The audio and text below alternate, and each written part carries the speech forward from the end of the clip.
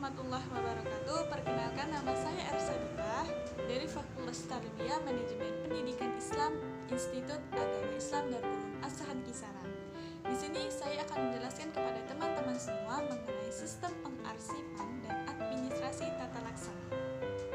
Teman, di sini saya akan menjelaskan terlebih dahulu mengenai sistem pengarsipan.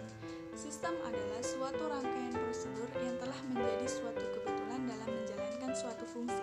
Sedangkan, menurut Kamus Besar Bahasa Indonesia, sistem adalah perangkat unsur yang secara teratur saling berkaitan sehingga membentuk suatu totalitas.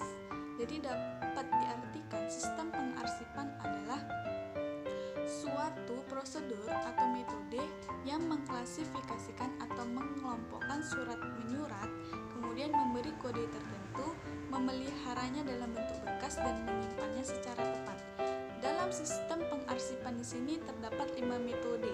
Yang pertama, metode abjad, yang kedua metode nomor, yang ketiga metode tanggal, yang keempat metode perihal, yang kelima metode geografis. Teman, di sini kita memasuki yang kedua, yaitu administrasi tata laksana. Administrasi berasal dari kata ad yang berarti kepada dan ministrare yang berarti melayani, memenuhi, membantu, dan mengolah.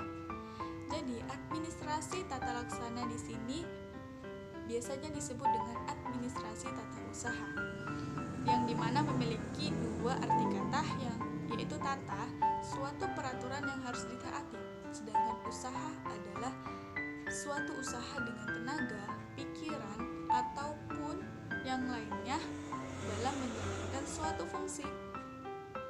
Jadi administrasi tata laksana atau tata usaha di sini adalah seluruh proses kegiatan yang dilaksanakan, direncanakan secara sungguh-sungguh ataupun sengaja, serta membina kegiatan tulis-menulis agar proses pembelajaran belajar di sekolah dapat efektif dan efisien, serta kegiatan atau rencana yang ditetapkan di sekolah tercapai tujuannya.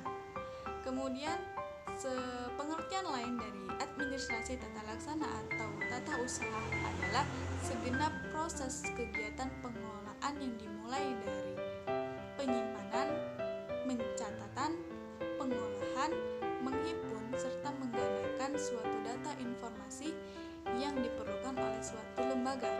Kemudian dengan kata lain, administrasi tata laksana atau tata usaha tidak hanya berkaitan dengan surat menyurat saja, tetapi berkaitan juga dengan tulis-menulis yang berwujud warkat. Warkat, apa itu warkat?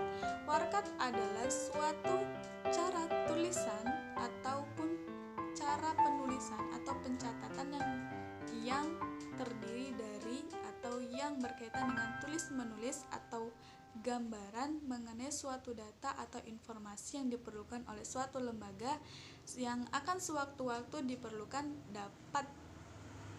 dapat disiapkan. Seperti itu, teman-teman. Kemudian ada lagi, yaitu fungsi administrasi tata laksana atau tata usaha.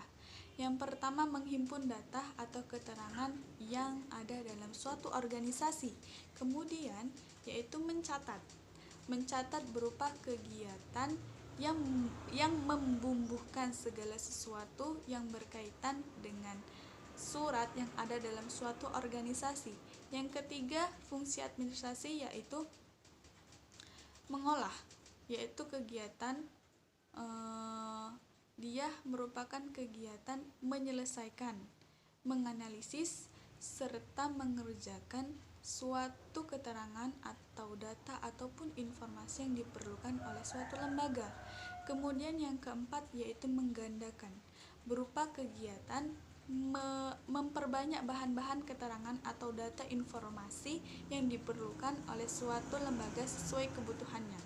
Kemudian yang kelima yaitu mengirim, yaitu kegiatan mengirim suatu informasi yang telah ditentukan alamatnya dengan berbagai cara.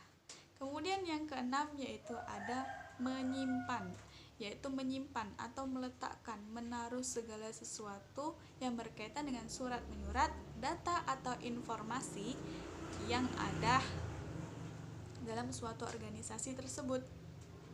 Kemudian yaitu ada tujuan administrasi tata laksana atau tata usaha terhadap garapan-garapan sekolah atau pendidikan.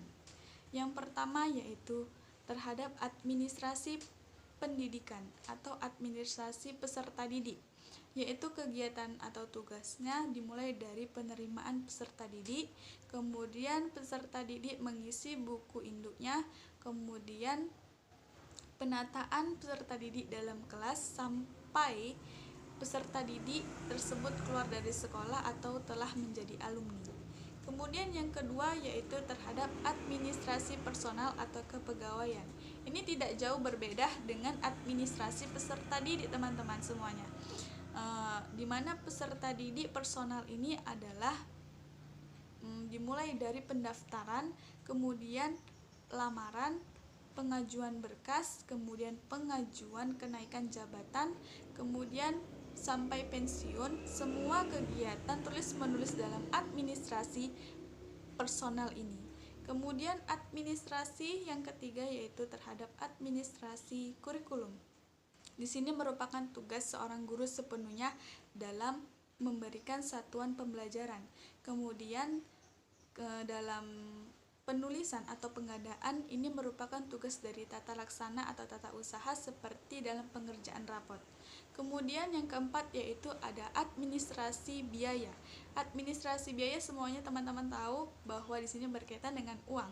Administrasi biaya ini adalah penggunaan atau perencanaan anggaran biaya, kemudian pengisian buku kas yang biasanya dilakukan oleh bendahara, namun dalam tata laksana atau tata usaha itu biasanya dalam pengetikan daftar gaji dan seterusnya itu dilakukan oleh tata laksana atau tata usaha. Kemudian apa sih administrasi tata laksana? Administrasi tata laksana itu sendiri tugasnya yaitu tentang menghimpun, mengolah, menyimpan, dan menggandakan semua bentuk informasi baik surat yang ada dalam suatu organisasi. Itulah beberapa pokok atau mengenai administrasi tata laksana atau tata usaha yang dapat saya jelaskan, yaitu metode abjad. Metode abjad merupakan metode yang didasarkan atau cara penyimpanan arsip yang didasarkan pada menurut abjad. Biasanya hal ini dilakukan didasarkan atas nama organisasi atau lembaga, nama objek atau benda. Yang kedua, metode nomor. Metode nomor ini cara penyimpanan arsip yang didasarkan pada kode nomor atau dengan kata lain didasarkan atas nama orang namun diganti dengan nomor. Kemudian metode perihal. Metode perihal ini cara penyimpanan arsip yang dilakukan atau didasarkan pada isi pokok surat. Yang keempat, metode geografis. Metode geografis ini cara penyimpanan arsip yang didasarkan pada pembagian wilayah atau daerah yang menjadi suatu alamat surat. Yang kelima, metode tanggal. Metode tanggal ini cara penyimpanan arsip yang dilakukan kapan surat masuk atau diterima dan kapan surat keluar atau dikirim. Sini masuk yang ketiga komponen dalam administrasi tata laksana atau tata usaha, yaitu peranan administrasi tata laksana atau tata usaha meliputi 3 hal. Yang pertama, membantu pekerjaan pokok dalam setiap organisasi. Yang kedua, yaitu penyediaan informasi bahan keterangan yang dibutuhkan pemimpin dalam mengambil keputusan. Yang ketiga, yaitu melancarkan perkembangan suatu organisasi. Oke teman-teman, itulah yang bisa dapat saya jelaskan. Semoga dapat bermanfaat bagi teman-teman semuanya, dan maaf apabila ada salah kata atau salah tingkah laku saya yang tidak berkenan dalam video ini. Semoga bermanfaat dan jangan lupa di subscribe, comment, and like. Terima kasih. Assalamualaikum warahmatullahi wabarakatuh.